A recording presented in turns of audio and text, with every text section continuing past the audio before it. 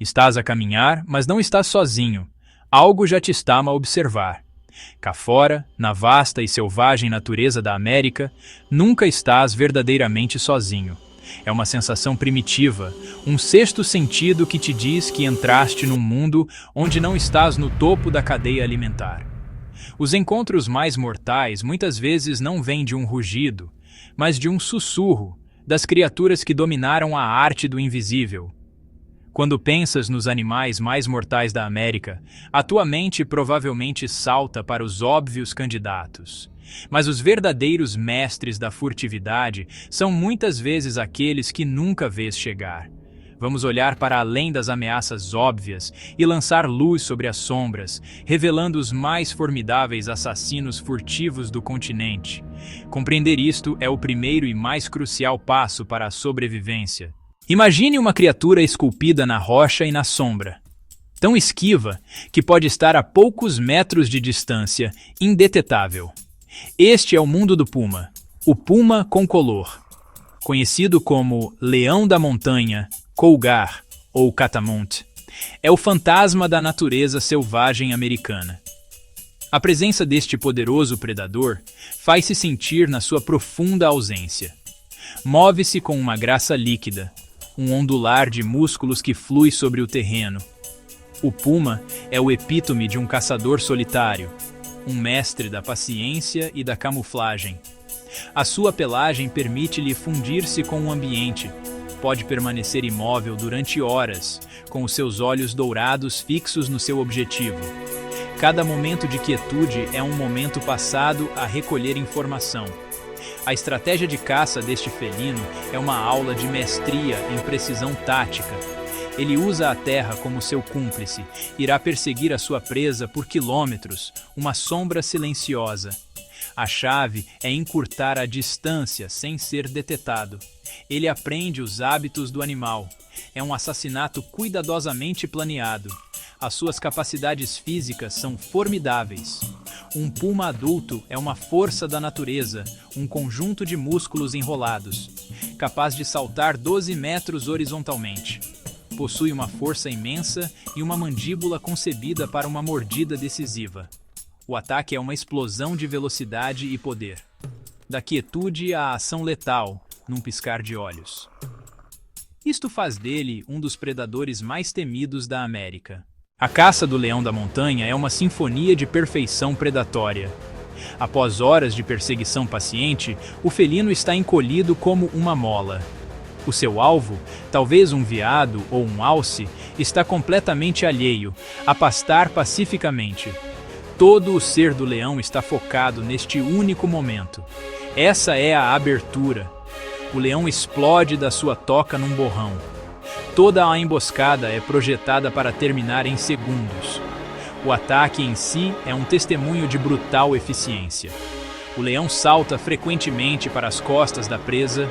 O leão da montanha desfere uma mordida poderosa na nuca, minimizando a luta e o risco de lesões para o predador. É uma técnica que é simultaneamente incrivelmente violenta e notavelmente eficiente. O fantasma reivindicou o seu prêmio. À medida que o desenvolvimento humano se expande, os encontros com pumas tornam-se mais frequentes. Estes felinos geralmente evitam-nos, desaparecendo silenciosamente. No entanto, pumas jovens ou feridos podem ver os humanos como alvos mais fáceis. Se for perseguido, não fuja. Mantenha a sua posição, pareça grande, grite e mantenha contato visual. Use qualquer coisa como arma. Afaste-se lentamente, nunca virando as costas. O deserto americano. Beleza austera, perigos ocultos. A cascavel, um ícone do oeste, é uma mestra do camuflado. As suas escamas mimetizam a terra, permitindo-lhe desaparecer. Esta camuflagem é uma vantagem mortífera para este predador de emboscada. Espera, imóvel, durante dias. Os orifícios termossensíveis permitem-lhe ver infravermelhos. Tem uma imagem térmica tridimensional do seu ambiente. Examina o seu ambiente com todo o seu ser, transformando uma porção vazia do deserto numa zona de abate vigiada. O som característico da cascavel é um aviso arrepiante. O guizo em si é um milagre da evolução.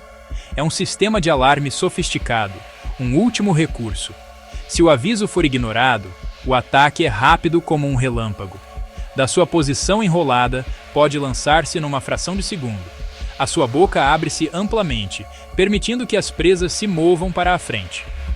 Estas presas são como agulhas hipodérmicas concebidas para injetar veneno. Os músculos contraem-se, forçando as toxinas através das presas. Todo o evento termina num piscar de olhos. O estrago já está feito. O veneno de uma cascavel não é um veneno simples. É uma arma biológica altamente complexa e destrutiva. Um cocktail de enzimas e proteínas concebido para fazer duas coisas: imobilizar a presa e iniciar o processo de digestão de dentro para fora. No momento em que entra na corrente sanguínea, lança um ataque multifacetado ao corpo. Os principais componentes são frequentemente as hemotoxinas, que atacam o sistema circulatório. Estas toxinas começam a destruir os glóbulos vermelhos, impedindo a coagulação do sangue e causando danos catastróficos ao revestimento dos vasos sanguíneos. Isto leva a hemorragias internas e externas graves. Os efeitos imediatos no local da picada são intensos e, honestamente, bastante aterrorizantes. Uma dor ardente e excruciante irrompe quase instantaneamente, muito desproporcional às pequenas perfurações. A área começa a inchar rápida e dramaticamente, à medida que o fluido vaza dos vasos sanguíneos danificados para o tecido circundante. Este inchaço pode espalhar-se com uma rapidez alarmante, por vezes, abrangendo todo o membro em menos de uma hora. A pele fica descolorida, tornando-se em tons escuros de azul e preto à medida que o sangue se acumula sob a superfície. É o veneno a dissolver literalmente o tecido em redor da ferida da picada. À medida que o veneno se espalha pelo corpo através do sistema linfático e da corrente sanguínea, os efeitos sistêmicos começam a manifestar-se. A vítima pode sentir tonturas, náuseas e vômitos. Fraqueza muscular, calafrios e um pulso rápido e fraco são comuns. Em envenenamentos graves, particularmente de espécies como a cascavel do Mojave, que pode ter um potente componente neurotóxico, o veneno também pode atacar o sistema nervoso.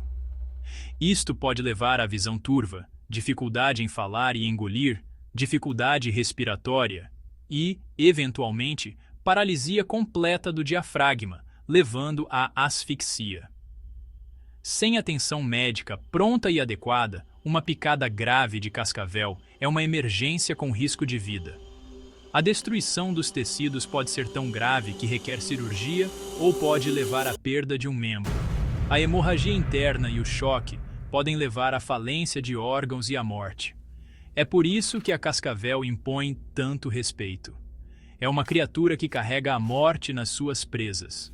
Um caçador silencioso cujo veneno continua o seu trabalho cruel muito depois de a própria serpente ter desaparecido de volta para o pó, um testemunho da letal eficiência dos assassinos ocultos da natureza.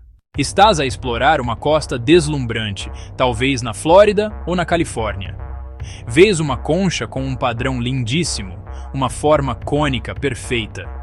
Pegar neste molusco aparentemente inofensivo pode ser um dos erros mais perigosos que alguma vez cometes. Isto não é apenas uma concha bonita, é um predador venenoso altamente evoluído. Este é o búzio cônico, uma criatura que aperfeiçoou as suas habilidades de caça para se tornar um dos assassinos mais eficientes do oceano. A sua beleza é um aviso, não um convite. Este é um predador armado com um arpão biológico, um dente modificado que consegue disparar a uma velocidade incrível.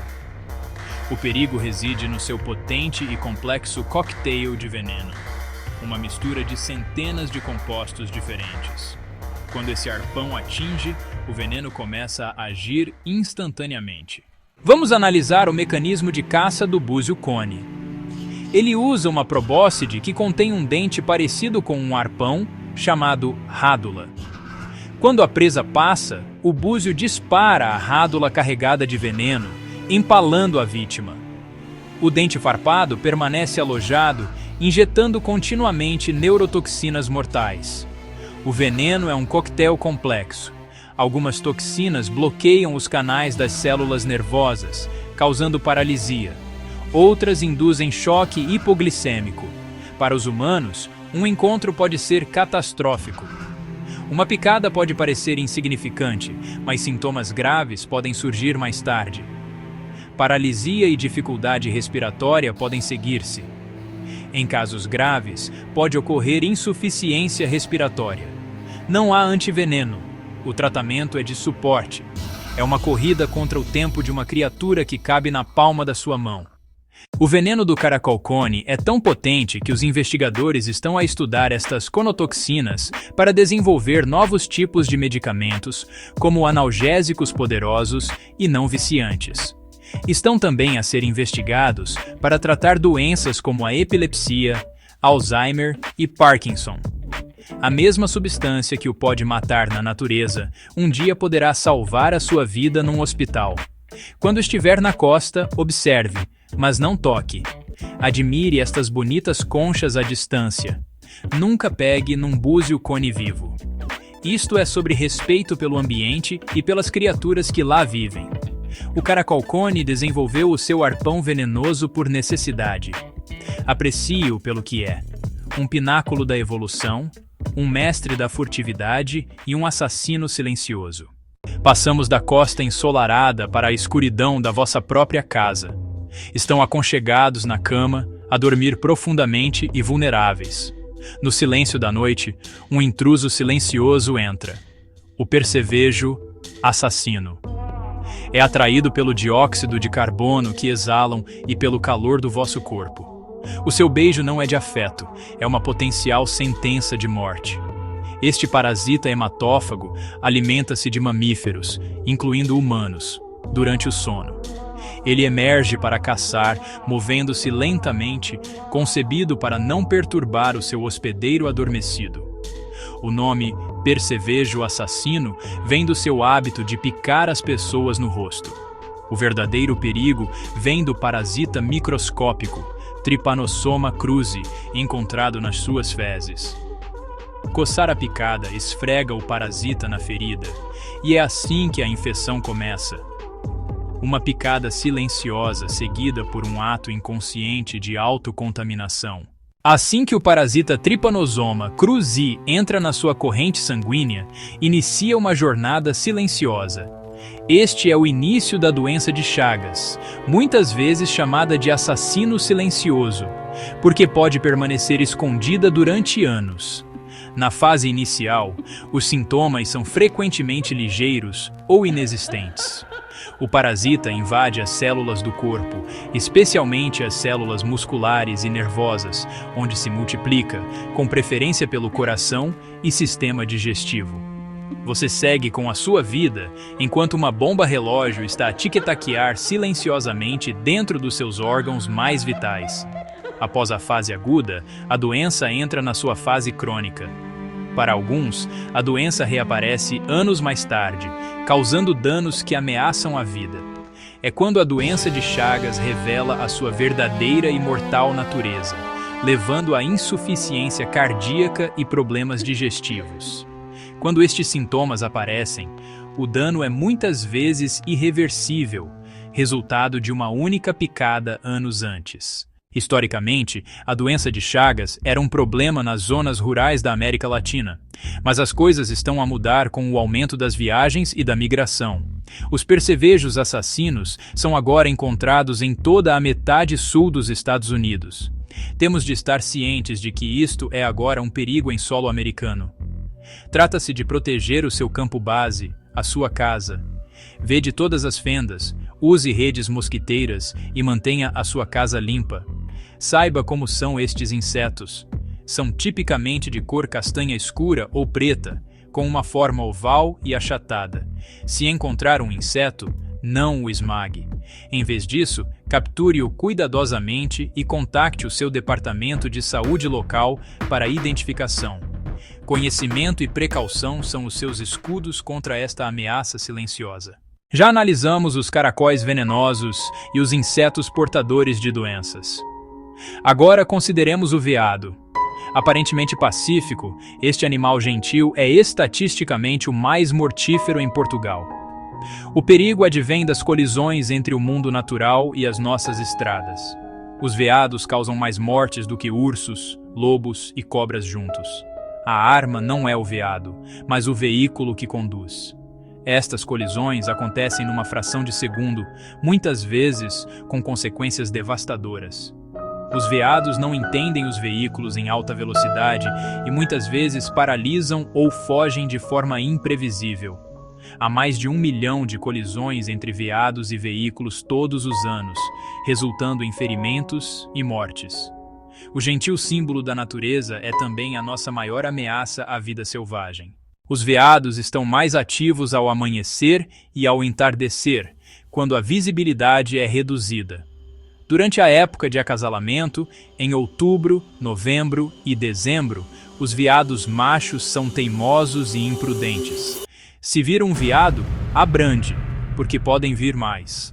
Atropelar um veado a velocidades de autoestrada pode causar danos avultados no veículo. O impacto pode estilhaçar o para-brisas. Se uma colisão for inevitável, trave com firmeza e mantenha-se na sua faixa. Segure o volante e tente controlar o veículo após o impacto. Então, como é que sobrevivemos num cenário partilhado com estes assassinos involuntários? A regra número 1 é estar atento e abrandar, especialmente em zonas com sinais de passagem de veados.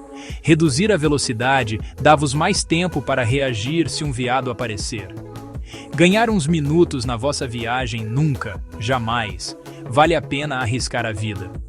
Usar os máximos à noite, quando não há trânsito em sentido contrário, pode aumentar significativamente as vossas chances de avistar um veado. Coisas como corredores de vida selvagem, passagens aéreas e passagens subterrâneas, concebidas para os animais atravessarem as estradas em segurança, podem fazer uma enorme diferença. É sobre reconhecer que construímos o nosso mundo em cima do deles e assumir a responsabilidade por mitigar as consequências mortais.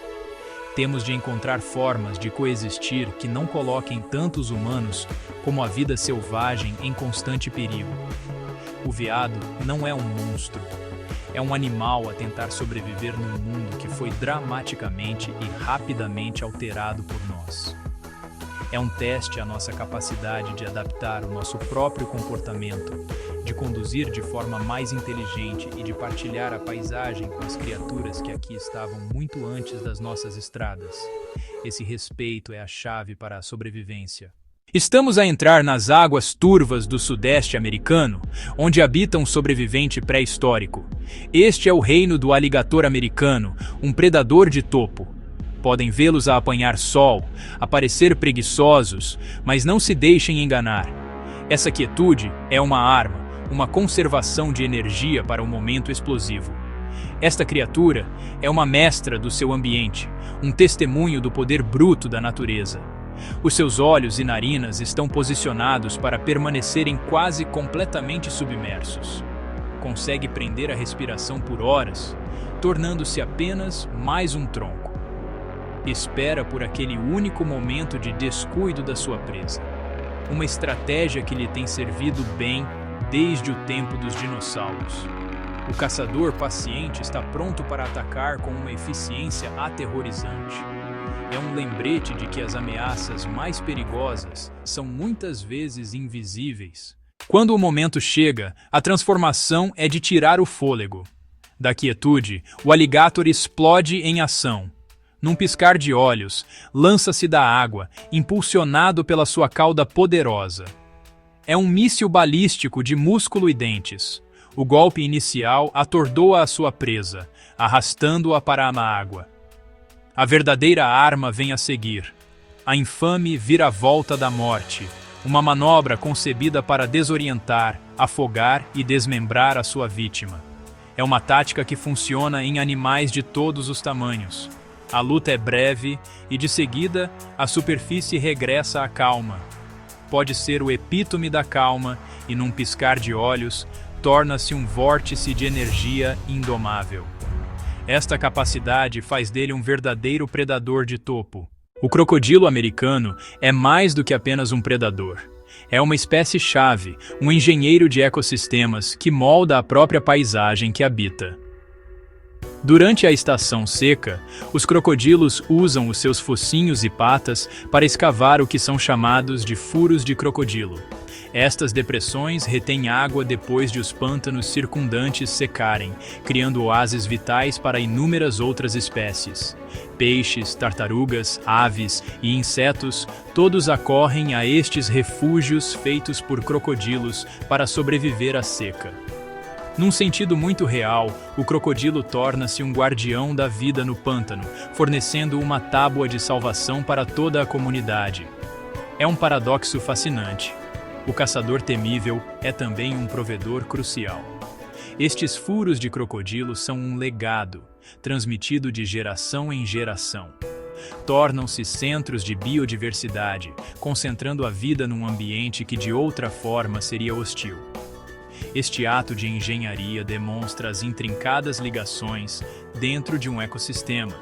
O crocodilo não está apenas a tirar do seu ambiente, está ativamente a retribuir, criando estabilidade e resiliência. É um exemplo poderoso de como o papel de um predador de topo não é simplesmente matar, mas manter o equilíbrio. Ao garantir a sobrevivência de criaturas mais pequenas, o crocodilo garante a sua própria fonte de alimento para o futuro. É uma estratégia a longo prazo, inscrita nos seus instintos. Este papel complexo realça a importância de respeitar estes antigos répteis. Embora sejam, sem dúvida, perigosos e exijam a nossa cautela, a sua presença é essencial para a saúde dos pântanos. São um barômetro para o bem-estar de todo o ecossistema. Onde se encontra uma população saudável de crocodilos, encontrar-se-á um ambiente próspero e equilibrado. São os reis e as rainhas do seu domínio, e o seu domínio, embora por vezes brutal, é, em última análise, o que mantém o pântano vivo e vibrante. A sua sobrevivência está intrinsecamente ligada à sobrevivência da natureza que chamam de lar. Assim, embora nos concentremos, e com razão, na sua furtividade e poder como predadores de emboscada, devemos também apreciar o seu papel vital como guardiões do pântano. São uma ligação viva a um passado pré-histórico, uma criatura que resistiu a extinções em massa e a mudanças climáticas. A sua história é de resiliência, adaptação e uma compreensão profunda e instintiva do seu mundo. O crocodilo americano é um verdadeiro ícone americano, um símbolo do espírito selvagem e indomável dos pântanos. Exige o nosso medo, a nossa cautela e, acima de tudo, o nosso profundo respeito. Agora, estamos a mudar dos vastos pântanos para os cantos escondidos das nossas próprias casas. Aqui, nos espaços escuros e intocados, vive uma criatura que encarna a ideia de um assassino furtivo, a aranha violino. Este não é um monstro que nos caça. É um aracnídeo tímido, não agressivo, que não quer ter nada a ver conosco. O seu perigo reside no seu secretismo. Ela prospera nos lugares onde raramente olhamos, atrás dos móveis, em armários desarrumados, dentro de caixas de cartão antigas ou profundamente dentro de uma pilha de lenha. O seu nome diz tudo. É castanha e é reclusa. A sua principal estratégia de sobrevivência é permanecer invisível. A aranha violino é uma mestra na arte de se esconder, o seu pequeno corpo castanho claro, misturando-se perfeitamente nos ambientes poeirentos e sombrios que prefere. Ela constrói uma teia irregular e desarrumada, não para apanhar presas, mas como um refúgio, um lugar para descansar durante o dia. É uma caçadora noturna, emergindo sob o manto da escuridão para procurar pequenos insetos para as suas refeições. O perigo não surge da malícia, mas do contacto acidental. Esta é uma criatura que morde por defesa, não por agressão. Tornamo-nos uma ameaça quando, sem saber, invadimos o seu espaço pessoal. A chave para identificar uma aranha-violino, se alguma vez nos aproximarmos o suficiente, é a distintiva marca em forma de violino no seu cefalotórax, com o braço do violino a apontar para o seu abdômen. Mas a sua característica mais definitiva são os seus olhos. Ao contrário da maioria das aranhas que tem 8 olhos, a reclusa tem apenas 6, dispostos em 3 pares. Este detalhe subtil é uma pista para os especialistas, mas para a maioria de nós é uma criatura que é melhor observar a uma grande distância. A sua natureza reclusa significa que poderíamos viver na mesma casa com uma delas durante anos e nunca saber que está lá, uma inquilina silenciosa e invisível na escuridão. É isso que a torna tão insidiosa. A ameaça não vem de uma fera que espreita, mas de um canto esquecido do nosso próprio santuário. É o sapato que não usamos há uma estação, o cobertor antigo que tiramos do fundo do armário de roupa de cama, ou a luva que calçamos antes de fazer jardinagem. Estes são os campos de batalha onde humanos e reclusas colidem acidentalmente. É um forte lembrete de que o perigo nem sempre ruge. Às vezes, espera silenciosamente na escuridão.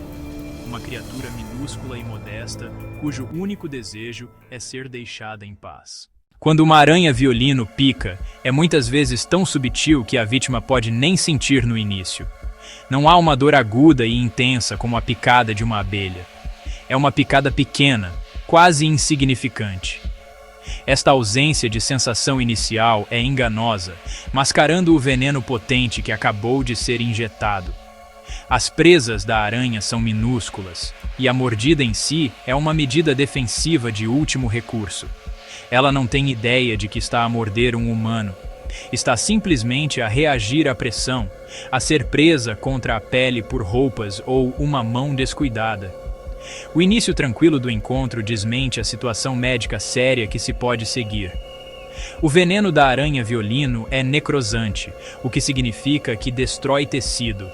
Contém um complexo cocktail de enzimas, sendo a mais destrutiva a esfingomielinase D. Esta enzima ataca as membranas celulares, desencadeando uma cascata de destruição que leva à morte do tecido, ou necrose. Dentro de poucas horas, o local da picada pode ficar vermelho, inchado e sensível. Uma pequena bolha ou pústula forma-se frequentemente no centro. Este é o primeiro sinal visível de que algo está seriamente errado. A calma antes da tempestade do efeito total do veneno. É um veneno de ação lenta, e o seu trabalho devastador está apenas a começar. Nos dias seguintes, a situação pode agravar-se drasticamente.